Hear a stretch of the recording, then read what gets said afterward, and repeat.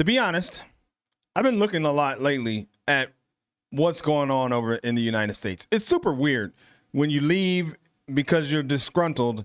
Then it's almost like you don't even want to see it. You don't want to look at it. I'm enjoying my new life.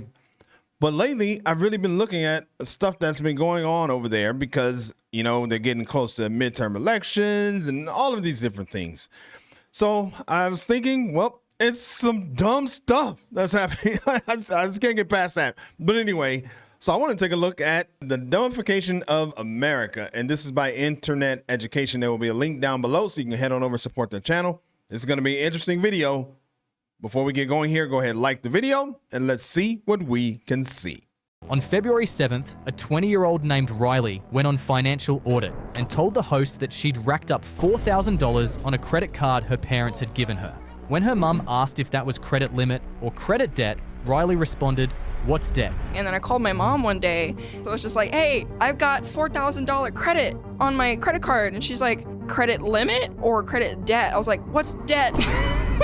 And she's like, oh, that's bad. She had no... I'm not going to judge. I don't know. If you're not educated about it, I remember, put myself on blast, but I remember when I got to college, I got a credit card. This is the first credit card in my life. My mother didn't use credit cards. I didn't know anything about credit cards. And I remember going and buying like a $12 poster at the little, they call it the Orange Grove. I think that's what they called it, which is where we you got your mail and they had this little display out there where they were selling posters. So I bought one for $12 on the credit card. And I don't even think I realized, I didn't think I knew you had to pay it back. I don't know. I don't know what I was thinking. I just knew I had whatever the limit was. And look, all I got to do is give them this card and I get a poster. I think I was 18 or something like that. So I don't know. Maybe other 18-year-olds around the world they go through like financial education or something. I don't know, but I just didn't know. That's interesting. No idea a credit card was a loan. She thought it was free money. When the host tried to explain... Oh, needless to say, I don't think it got paid back.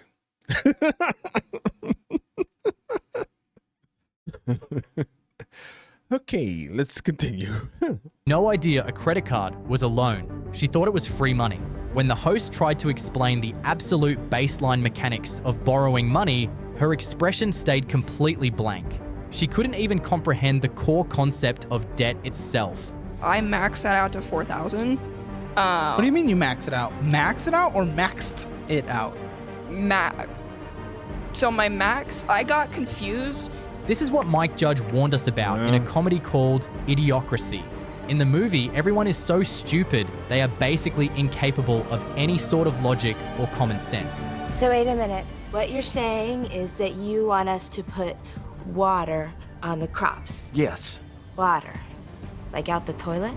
People laughed back then, but it isn't satire anymore. Log into TikTok any day, and in a matter of minutes, you will find millions of young women participating in a massive viral trend called girl math.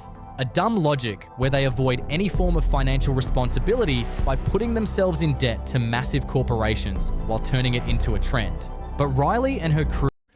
Well, that's super interesting. I'll admit, I think I may have heard of that, but I've been on TikTok. I haven't really seen that Twitter. The algorithm hasn't fed it to me, which maybe that's good. But I don't know. I think it's kind of messed up. Why are they making it like girls are dumb? And, oh man, that's kind of messed up. It should just be like idiot math and they should show guys and girls. Why discriminate? I don't know. I just don't think that's right. Of girl math advocates didn't stumble into this level of stupidity by accident. America is getting dumber, with corporations taking over everything and AI destroying the future of kids. The America you know is slowly turning into idiocracy, and the story of how we got here is one of the craziest ones I've ever told. Okay, before he gets into that, yeah, it is true. with AI, especially, it's like, they can get by without even thinking, really, which is unfortunate.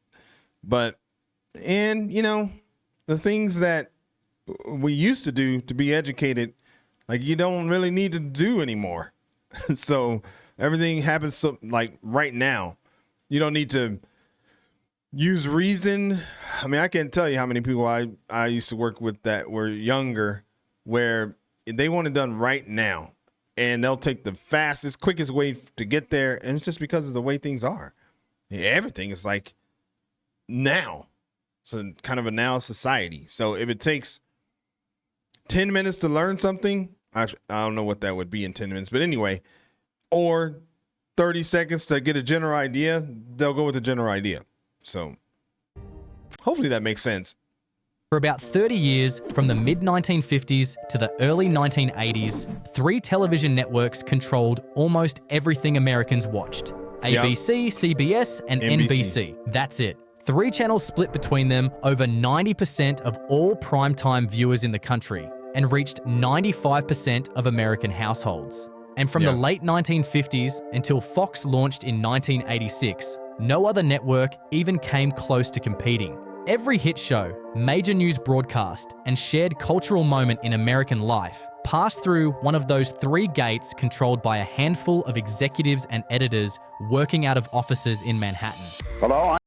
Well, I mean, I just had to pause it right here because, okay, I guess it depends on what he's going to say after this, but it's like, he's saying it like America's the only country that did that. I'm assuming other countries around the world didn't have like 20 different networks for you to choose from. I could be wrong, but in the 50s, where did Germany have 12 networks or something? So maybe he's going to explain like why this is unique to the U.S. I'm Bryson Irish, and I'd like to welcome you to WRC TV in our studios. We're very proud of them, and we believe them to be among the finest in the entire world. Think about what that actually means for a population of over 200 million people. Every night, almost every household in the country sat down in front of the same narrow selection of programming, curated by the same small group of people, reflecting the same set of values and assumptions about the world. So whoever controlled the television networks controlled the American people. It was only a matter of time before someone recognized the potential of this concentration of power and moved to take advantage of it. In 1948, as the Cold War was picking up speed, President Truman signed something called the Smith-Mundt Act into law. The official purpose was to give the US government the power to produce information and cultural programming for foreign audiences to promote American values and counter Soviet propaganda. The law Hold on. He said a lot right there. I want to hear that again. was to give the US something called the Smith-Mundt Act into law. The official purpose was to give the US government the power to produce information and cultural programming for foreign audiences to promote American values and counter Soviet propaganda. Okay. All right. So basically he said the idea behind it was to make America look amazing and to share the culture of America with people around the world and counter Soviet propaganda. Okay. Or created tools like Voice of America and Radio Free Europe, which broadcast pro-American content into communist countries. But it also included a critical restriction. All of the content the government produced for foreign consumption was explicitly banned from being shared with the American public. Courier will relay the Voice of America. Wait a second. Whoa, hold on. Explicitly banned from all of the content the government produced countries. But it also included a critical restriction. All of the content the government produced for foreign consumption was explicitly banned from being shared with the American public. All of the content that was produced for foreign countries was banned from being shared with Americans? That's weird. Will relay the Voice of America to listeners in communist countries, despite frantic efforts by Russia to jam the broadcasts. Now I should like to direct a special word to those peoples now living under the tyranny of international communism. We want your friendship. As Chris Abraham explains, the Smith-Mundt Act of 1948. It was designed to do two things. First, it gave the government the green light to engage in what's called public diplomacy overseas. You know, spreading messages about American culture and values. But the second part, and this is the crucial bit, is that it strictly prohibited that same stuff from being aimed at the American public. on the surface, this sounds like a protection. Congress was saying, we don't trust the government to use these tools on its own citizens, so we're putting up a wall. And the reasoning made sense. Lawmakers had just watched how powerful state-run propaganda could be, with broadcasters like Japan's Tokyo Rose and Nazi Germany's Lord Haw using the radio to crush Allied morale during the war. Here's an example of what American soldiers would hear. Greetings, everybody. This is your number one enemy, your favorite playmate orphanan of Radio Tokyo. It sounds relatively innocent until the... Wait, oh my God. Hold on. Your favorite playmate... American soldiers would hear. Greetings, Okay, this is what American soldiers would hear. everybody. This is your number one enemy, your favorite playmate orphanan of Radio Tokyo. It sounds... Oh, okay. I'm just trying to wrap my mind around this. There's so many other things that... Negative things.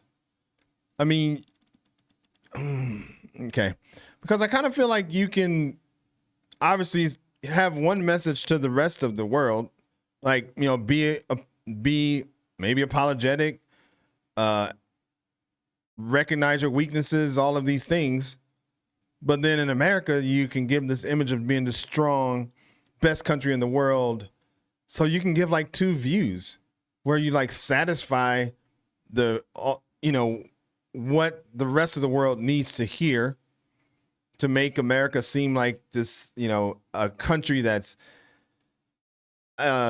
willing to like admit its flaws and all of these things, and you know, somebody that a country might actually like. But then in America, you're just like this strong, we're the best, all these other countries are horrible. Or it could be like, you know, you could be talking bad in America about other countries, but you can give a different message to those same countries where you're not talking bad about them, and there's no one to check you, because the people who are getting the message in America, you know, they don't know that you're saying it wrong and telling a different story.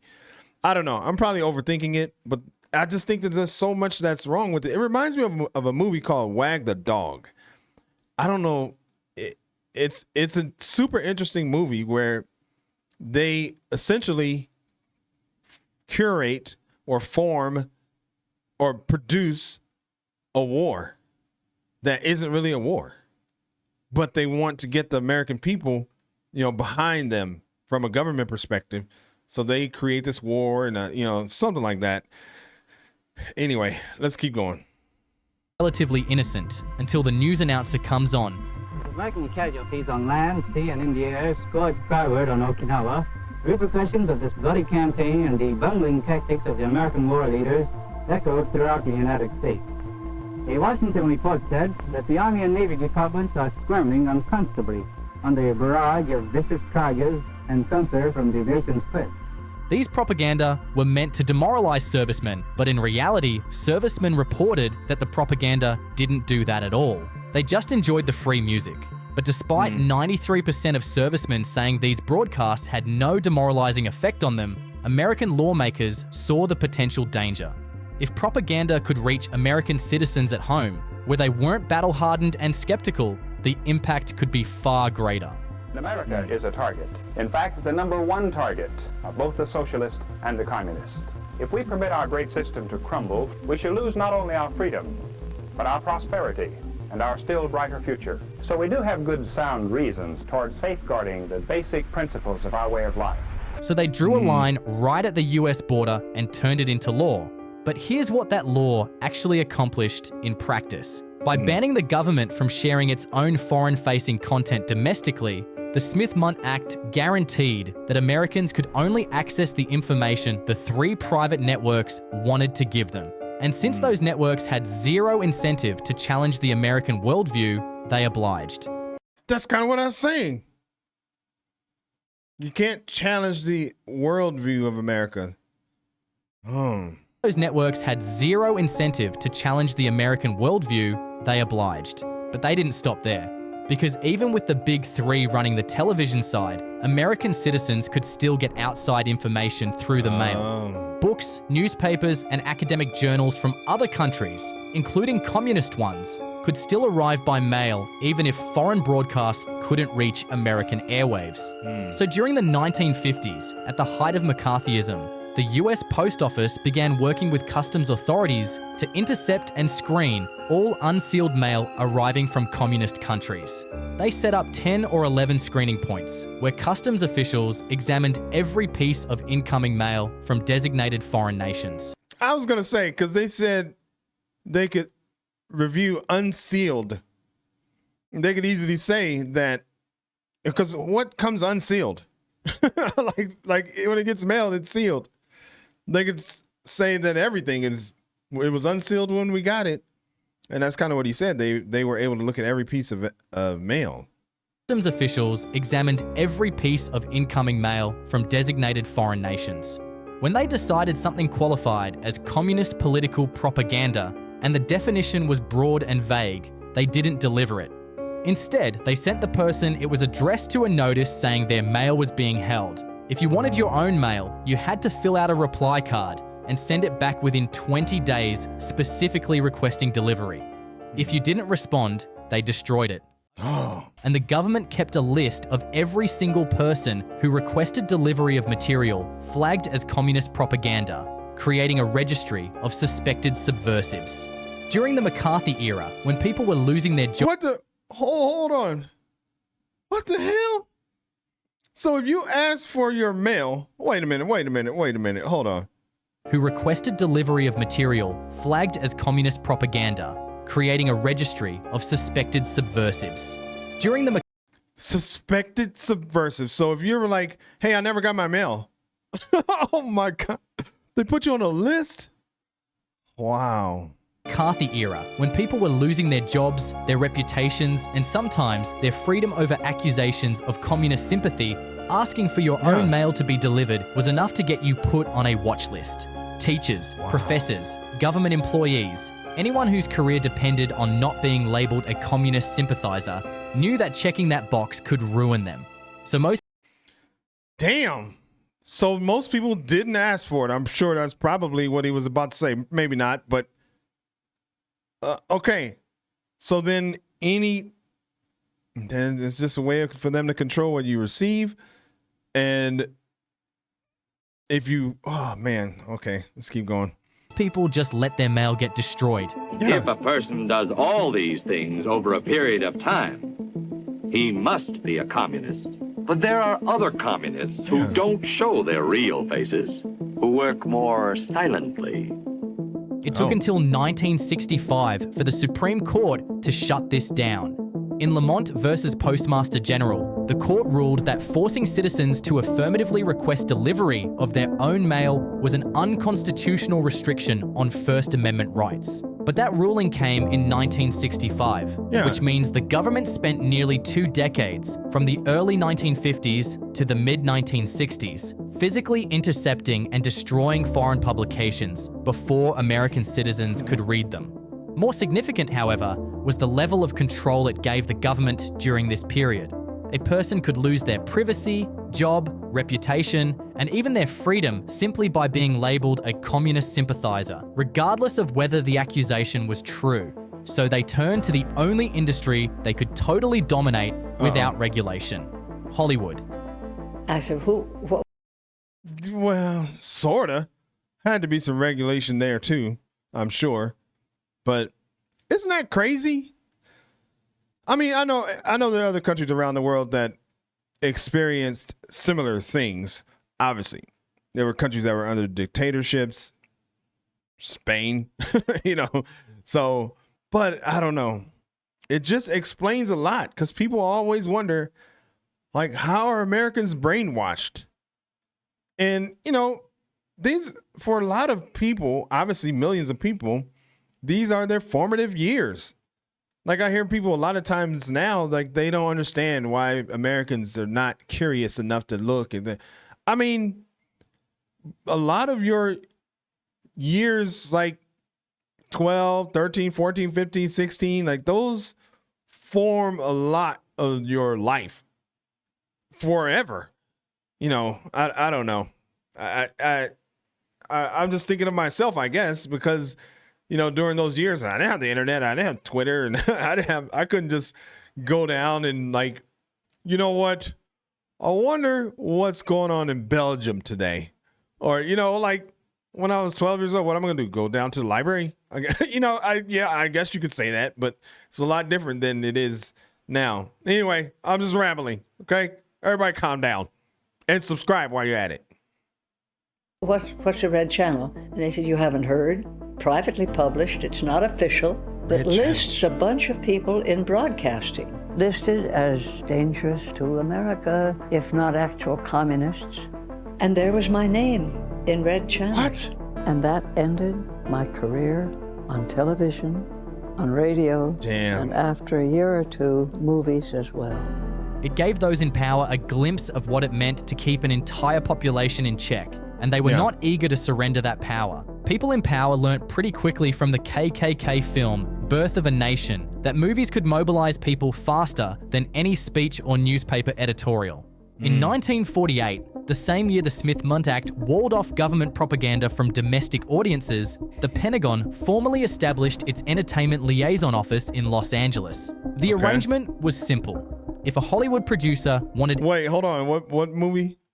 Hundreds of movies including... Okay. Established in 1948, the Pentagon's Entertainment Liaison Office has supported hundreds of movies, including Top Gun, classic, Zero Dark 30, American Sniper, Transformer movies, 4 of the Transformer movies, and 2 of the Iron Man movies. Okay, anyway. Keep going.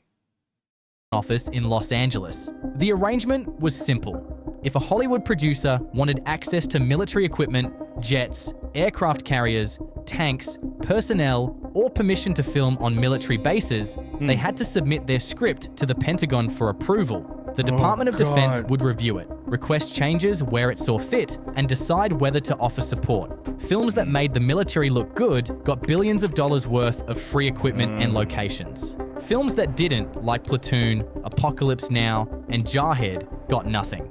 Oh, wow. Through Freedom of Information requests, researchers have found that the Pentagon and CIA exercised direct editorial control over more than 2,500 films and television shows. Directors were forced to change scenes in their movies to fit the government's political worldview or get zero equipment and support from the Pentagon. Law professor Jonathan wrote that the US military operates perhaps the most sophisticated and successful propaganda system in the world, and that the Pentagon's liaison officers work to influence public opinion on the margins and to reward scriptwriters and directors who yield to their demands. So think about what the average American was experiencing by the middle of the 20th century. Their news came from 3 networks that had no incentive to challenge the status quo, while any mail they got from foreign countries was intercepted and destroyed. And the government was secretly forcing filmmakers to push approved narratives. See? This is crazy. I mean, and what it looks like on the inside is you're just living a normal life. And I know because I was on the inside. You're living a normal life. And America's the best. They have the best military. You don't know what's going on in the rest of the world. Somebody could be trying to tell you something that's going on somewhere else, but that letter never gets to you. And it's not on the 3 TV channels that you watch. It's not in the movies. How the hell are you supposed to know what's going on? I don't know. Man, it's just crazy. All internet was secretly forcing filmmakers to push approved narratives, all in an effort to sell the American people that life that looked a lot better than the reality. And Hollywood's influence reached far beyond the US.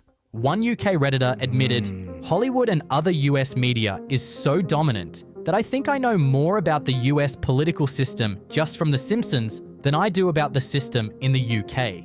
So if it had that much power in other countries, what was it doing at home? And technology only changed things for the worse. The rise of TikTok, Facebook, Twitter, Instagram that was supposed to serve more nuanced views only fueled things in the opposite direction. So I should probably go back to that because I think this right here explains a lot. I mean, because there's people outside of the U.S. that know a lot about the U.S., but there's people inside the U.S. that don't know a lot about the world. So, and there's things, I mean, I know there's people know who's in our movie, well, in the U.S. movies. They know about the media, all that stuff. I don't know. I mean, obviously now it's different. It's a different time because access is more readily, information is more readily available to you. But I think this is a great statement here. Hollywood and other U.S. media is so dominant that I think I know more about the U.S. political system just from The Simpsons than I do about this. than I do about the system in the UK. Never mind making me aware of shops, foods, and customs, etc., that I still have never seen in person. Yeah. System just from The Simpsons than I do about the system in the UK. So if it had that much power in other countries, what was it doing at home? And technology only changed things for the worse. The rise of TikTok, Facebook, Twitter, Instagram that was supposed to serve more nuanced views only fueled things in the opposite direction. Everything on every platform is getting shorter, louder, and dumber because that's what the attention economy rewards at the expense of cognitive damage. But the cognitive damage goes beyond just shrinking attention spans. The internet has made everyone certain they're right, no matter what. Author Robert Greene described this perfectly in a conversation with Chris Williamson. What makes people stupid, and I'm sorry, I'm just going to tell it like it is their certainty that they have all the answers. This is what's going on with our government. This is what's wrong, with this or that, blah, blah, blah, blah, blah. So you're narrowing your focus to this little tiny little rail, something that you heard from somebody else. It's not even your own stupid idea. So you've absorbed it on the internet, whatever, and you're going down on this kind of monorail path. Meanwhile, the world is all around you, and you're just going like zoom like that because you're so certain you have the answer. So people who are certain of things are very stupid. 200 years ago, a poet... Yeah, I mean, but it's interesting. It's like you have all these years of things being, given to you or controlled on what information you receive. So it's almost like you have a realization or you start to realize that you can get your own information. And so you start getting your own information, but it just so happens to be in this day and age where the information is crap because you just you don't know what's real. And I've talked to a lot of people who will make fun of you for not having information, but claim that they did their own research, which is why they have information. Yet the information they're researching is controlled by the algorithm. But they think that because they researched it, even though it's wrong and they may not realize it, but they think because they researched it, they're well informed. Oh boy, the world is an interesting place. Named John, certain of things are very stupid. 200 years ago, a poet named John Keats came up with a concept called negative capability, which just refers to the idea that you can hold two contradictory thoughts in your head at the same time without grabbing for an easy answer. Shakespeare had this ability, which is why his character feel real and complex. Social media trains you to lose it. The algorithm rewards certainty and punishes nuance. The person screaming, "I know the answer," gets 1 million views. The person saying it's complicated gets ignored. And we've not even factored in the effects of AI. So what happens when an entire country loses the ability to sit with complexity, to hold two ideas at once, to think before reacting? You get a population that has very loud opinions about everything and understands almost nothing. In 2014, when Russia invaded Crimea and the Ukraine crisis dominated every news cycle in America, NBC News and the Washington Post ran a survey asking Americans to locate Ukraine on a map. Only 1 in 6 could do it. 84% of Americans had strong opinions about a country they literally could not find on a globe. And it wasn't a one-time embarrassment. A Morning Consult poll in 2023 found that only 34% of Americans could locate Ukraine on a map of Europe, even after a full year of wall-to-wall war coverage. The same happened in Iraq and even Afghanistan. In the movie Idiocracy, people couldn't figure out why their crops were dying while they watered them with energy drinks. We can't figure out where the countries are that we're going to war over, and it goes beyond maps. The Annenberg Public Policy Center found that in 2022, only 47% of Americans could name all 3 branches of their own government. 1 in 4 couldn't name a single one. These are adults who vote, who argue about the Constitution online, who share articles about government overreach on social media. Half of them can't tell you what the 3 branches actually are. Remember Riley from the beginning of this video? Yeah. I mean, guess that nuance isn't important. I mean, they probably think they don't need to know where Ukraine is to know what side of the political aisle they stand on. That, like, who cares where it is? This is not my view. I'm just giving you my opinion on the way I think things are. It's like, who cares where it is? Why does it matter where it is? All I know is that we shouldn't be giving our money to them. That's probably one of the big ones that's been going on here recently in the last 2 or 3 years. Or, you know, or it's like, just because one political party disagrees with it, then you are going to be on the other side of the argument. Like, that's how it is. Where it is, where the country is, does not matter at all. And that was the same thing with probably Iraq, with or Iraq, or Iran right now, Iran. That's the same thing right now. Nobody knows where it is. I mean, luckily, like, we're over here, so I've had to look, but otherwise, like, you just wouldn't know where it's at, and it wouldn't even matter. Okay, let's go back to Riley. The 20-year-old from San Antonio who didn't know what debt was? Let's tell the whole story, because it gets so much worse. Oh, God. Riley went on Caleb Hammer's financial audit and started by explaining that she pays $1,400 a month in rent on roughly $2,000 a month in income. That's 70% of everything she makes going straight to her landlord. When Caleb told her that was unsustainable, Riley laughed it off and said 2 words that explain everything wrong with financial literacy in this country. Math is the real math when we're actually talking about your life and improving your situation. But if real math doesn't work, what? Then we transition to girl math and we use it to live. Girl math. Oh my God. Okay. All right. Let's keep going. Then we transition to girl math and we use it to live. Girl math. Then came the credit card. Riley's parents gave her a card with an $8,000 limit, and she treated it like a gift card. She took her boyfriend and friends out, and of course, she paid for everybody. Then her parents bailed her out by paying off the card, and they kept the card open in case she needed help with her car or her pets. Caleb looked at the camera like a man watching someone drown in 2 feet of water. He told Riley's mum, who was sitting off camera, to stop enabling her. Please don't put another dollar towards a credit card. I think she needs to learn for the first time in her life how to be responsible. Yeah. No.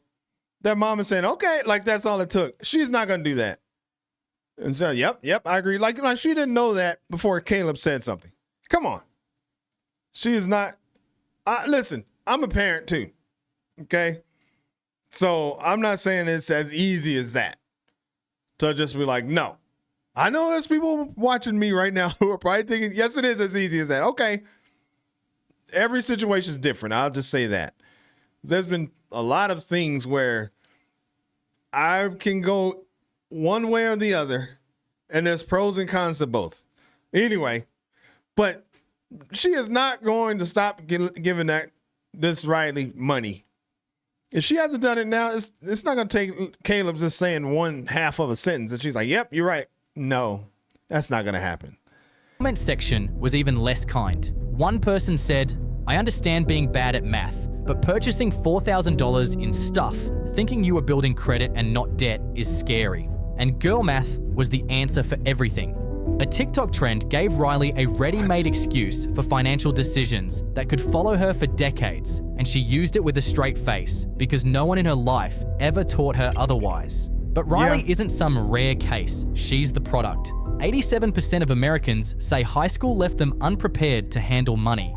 Gen Z adults score just 38% on basic financial literacy questions, the lowest of any generation. And 34% of them say they learn about money from TikTok and YouTube, platforms where girl math trends get millions of views while actual financial education gets buried by the algorithm.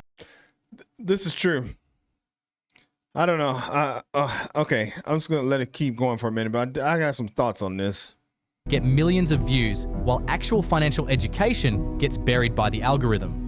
One Redditor said that their biggest financial mistake was getting a credit card in college and treating it like free money. I'd swipe it for takeout, drinks, random crap I didn't need, and then got smacked with interest I couldn't keep up with. Took me years to pay it off, but it taught me to never spend money I don't actually have in my account. The schools never taught Riley about interest rates. Her parents gave her a credit card without explaining how it worked. And when she went online looking for answers, the algorithm handed her a meme that told her ignorance was cute. She never stood a chance. Every system that was supposed to catch her, from the classroom to the dinner table to the phone in her hand, failed in the exact same direction. They all made it easier to stay stupid than to learn.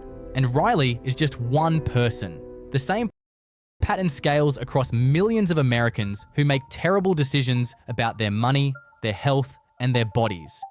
Okay, so I agree with that. I mean, as I mentioned earlier, I got a credit card. And I also said that my mother didn't have a credit card. And there are a lot of people. Oh man, I grew up in a pretty rough neighborhood. I mean, when we first bought the house, I remember we moved to Las Vegas and my mother was so excited to show my brother and me this house. And we drove down and she showed us a house and there were like drug dealers out on the street. like they put drugs in the water meter that was in front of our house. And if somebody drove by and wanted drugs and they would go get it out of there, you know, that's the neighborhood that I lived in. And so I'm saying that to say that even my mother, who made sure I stayed out of trouble, had me go to college, and, you know, all of these things, like she didn't give me like some financial course on how things. Can you imagine all of the other people in my neighborhood? Literally, my friends that I lived on, like there were like 7 or 8 blocks. I was the only one who went to college. Because like none of them, they just didn't have a situation that helped them to go to college. So do you think those people had some type of financial guidance? No. and that's just one little neighborhood in North Las Vegas. But there's like millions of people across the country who don't have any guidance on financial literacy. And then I went to a super expensive private university because of financial aid and things like that, because you definitely couldn't afford it. But I went to school with people who had parents who did not live in the environments that I lived in. They had a history of financial literacy. So I don't know. It still sucks that she has to go through that, but I can totally see how it happened. I mean, I'm like a perfect example. I just saw it as free money. I didn't know. Oh my God. Okay. Not because they're lazy or careless, but because every institution around them profits from their confusion. And nowhere is that more obvious than in what they eat. In McAllen, Texas, 45% of adults are obese. Add in the 31% who are overweight but haven't crossed that line yet, and you're looking at 3 out of every 4 people in the city carrying weight that will shorten their lives. Oh my God. McAllen has been ranked the most obese metro area in America 6 years running, and it also has the highest percentage of physically inactive adults in the country. Now look at the food environment these people live in. The city is packed with fast food chains, while fresh produce is expensive, scarce, and often low quality. Grocery stores in low-income neighborhoods carry fewer healthy options and charge more for the ones they do have, which makes the $5 burger combo look like the only rational choice when you're feeding a family on a tight budget. When healthy food costs more, takes longer to prepare, and requires a car ride to even find, the choice isn't really a choice at all. The decision was made before anyone stepped into the store. And while McAllen might look like an accident on the surface, it's actually a product of decisions made decades ago by companies you'd never connect to a hamburger. Man, this video is freaking awesome. This might be the best video I've watched on this channel because it's so accurate. And there's so many, I think it answers so many questions for so many people outside of the US. But this is 100% true. And we're talking about Texas. It's the same thing around the country. But in Texas, the slogan is everything's bigger in Texas, including portion sizes for food. And so they give you a lot of food and you can't not finish your food. I remember, man, you guys are learning a lot about my life here on this, this channel today. But I remember when, you know, my family's from Texas. And I remember going over to my aunt's house for breakfast. You know, well, we'd be there for, you know, staying a couple nights or whatever. But if we would have breakfast, like you had to eat everything on your plate, period. Like, don't throw anything away in this huge portions. And I remember having like a bowl of cereal, and you know, it's like I was kind of done with it. I don't want to eat the whole thing. And so I would go outside and play or whatever. And I remember being called back inside eating soggy Raisin Bran because it was like, you can't leave without eating all your food. So that's one thing on what he just said. And the other thing is, it is true that it is more expensive to eat healthy. When Lisa and I were first out of college, I may have told this story before. We didn't have money. We did not have money, but we were not staying at home. And so what we would do for dinner is go down to the local AM/PM, which is like a convenience store. And we would spend $5 and we get like 2 hot dogs each and a drink. And I can't tell you how many times we did that because they had a special. It was like you get 2 hot dogs and a drink for like $2.50 or something. And so for $5, we could eat dinner. And that's just what we did. And when I used to sell insurance, I talked to people who would tell me stories, how they couldn't afford food. And so what they would do, I talked to one lady who lost her husband. And for a year, she had to eat those like little Debbie like pastries because she couldn't afford to eat. And then so she had all these medical issues because you can't just eat that crap for a year. But she was just trying to eat something so she could stay alive. Oh my God. This video is like, why it should be titled, "Why Greg Left the United States." That's what the name of the video should be, okay? Oh boy. Man. All right. In the 1980s, Philip Morris bought General Foods and Kraft. R.J. Reynolds bought Nabisco. 2 cigarette companies suddenly controlled some of the biggest food brands in America. Everything from Oreos and Kraft macaroni and cheese to Lunchables and Jell-O. And they didn't just sit back and collect revenue. A 2023 study from the University of Kansas, published in the journal Addiction, found that foods made by tobacco-owned companies were 80% more likely to contain combinations of carbs and sodium specifically engineered to make you overeat. The same companies that spent decades figuring out how to make cigarettes as addictive as possible took that exact playbook and applied it to your lunch. They hired the same scientists, used the same brain research on reward systems, and shared research across their cigarette, alcohol, and food divisions. Philip Morris even used flavor technology developed for cigarettes to make food taste better. When they were done, they spun off the food companies and walked away, but the product stayed on shelves, and every competitor copied the formula because it sold. Today, about 60% of the calories in the average American diet come from ultra-processed foods, and the US food industry spends roughly $2 billion a year marketing these products to children. Kids are the primary targets because brand loyalty formed in childhood lasts a lifetime. And then came the masterstroke. Just as Americans started connecting ultra-processed food to obesity and disease, corporations redirected the conversation. The body positivity movement started in the 1960s as fat liberation, a genuine civil rights effort to end discrimination against people based on their size. It was political, confrontational, and aimed at systems of power. But by the 2000s, corporations had stripped out everything threatening to their bottom line and sold the shell back to consumers as never question your consumption. The message went from don't bully people for how they look to never examine what you put in your body. And if you pointed out that the food was literally killing people, that ultra-processed diets were driving heart disease, diabetes, and early death at record rates, you weren't making a health argument. You were a bigot, or even worse, a fatphobe. So let's look at where all of... Yeah. And I would also say that you were made fun of.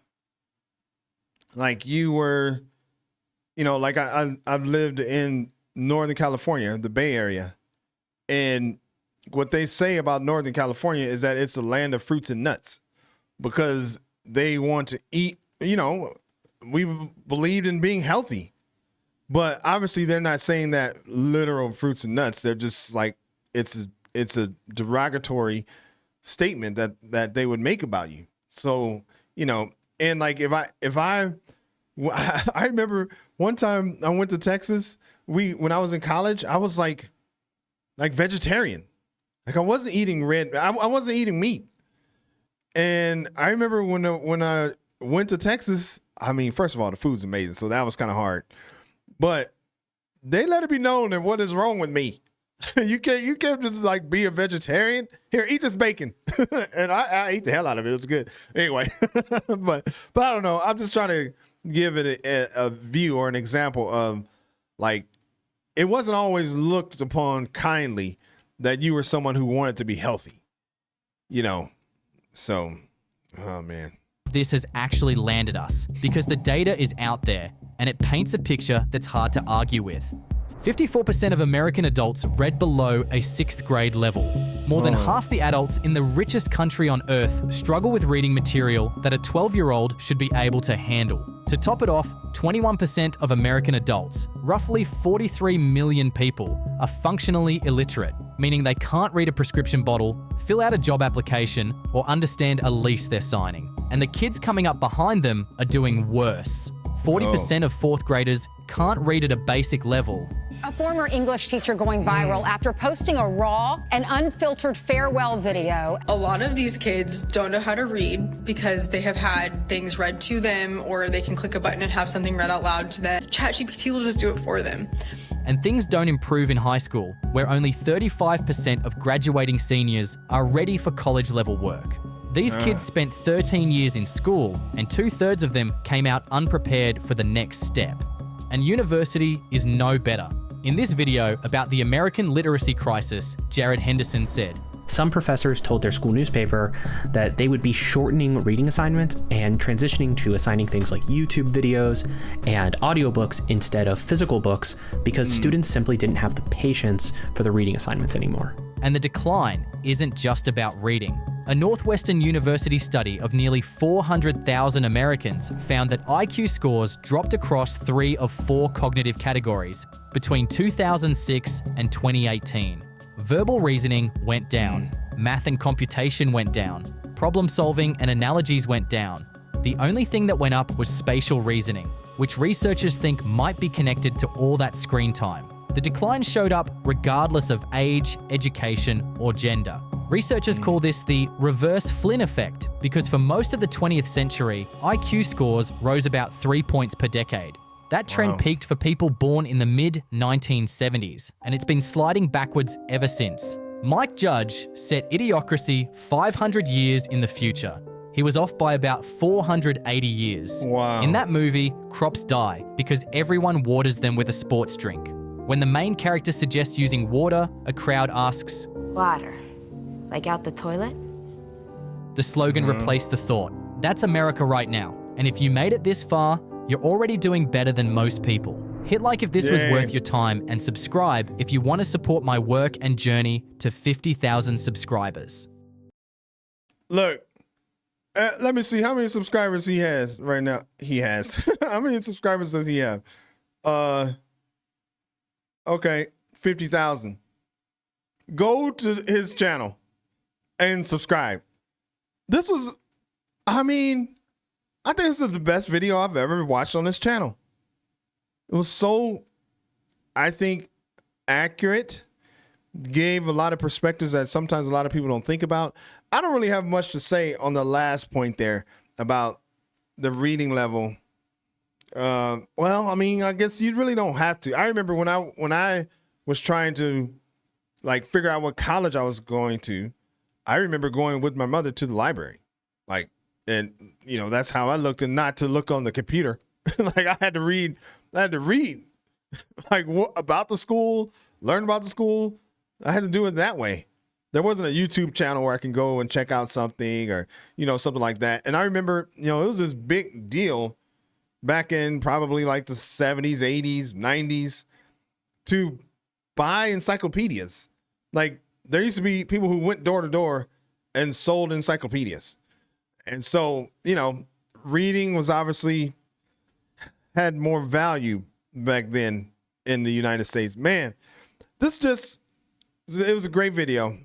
Hopefully you had a lot to say in the comments, because I definitely had a lot to say. Sometimes I was rambling here and there, but I do believe I can speak to a lot of what they were saying. I experienced a lot of it. So, okay, Maria, you did it. That was a great suggestion. Great video. If you have a video you want me to react to, then I can't even talk. If you have a video that you want me to react to, there's a link down below for a recommendation form. Fill that out. Lisa and myself will do our best to take a look at it. If it makes sense and I can react to it, then I definitely will. That was a great video. Hopefully you liked that reaction there. If you did and you want to see more just like it, then subscribe to the channel, man. It's easy and it's free. My name is Greg. I'll catch you on the next video. Peace.